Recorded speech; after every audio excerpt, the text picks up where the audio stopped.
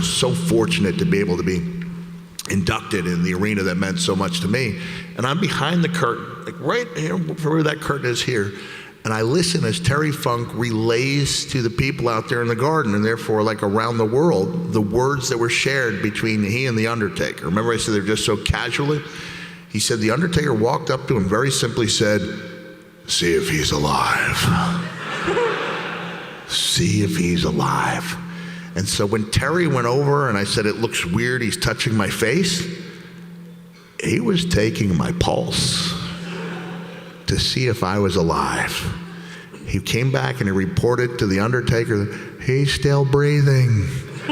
At which point the Undertaker chokeslammed Terry Funk out of his shoes. Because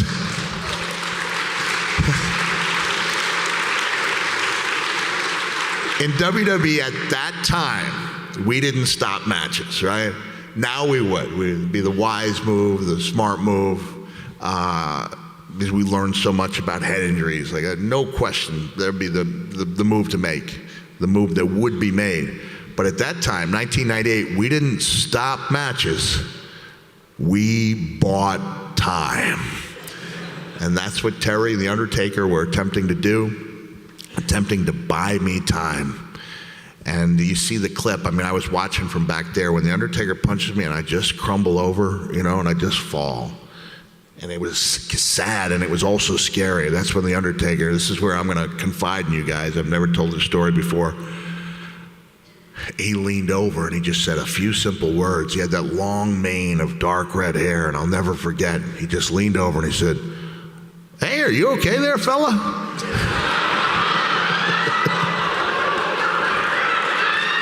Just being honest with you. Oh, doggone it, that was one humdinger of a landing there, pal.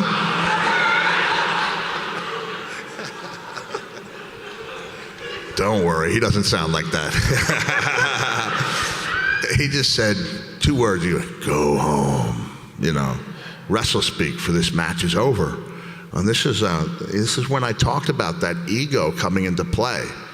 You know, I said it like in this, I don't know what it was. There was like something larger than the two of us out there. The truth is, it was my ego taking offense to anyone, even The Undertaker, telling me when it was time to go home. That's the honest truth. That's what got me up. I don't know how I conveyed that to him verbally. I honestly don't know what it is I said that made him think that I was okay to continue.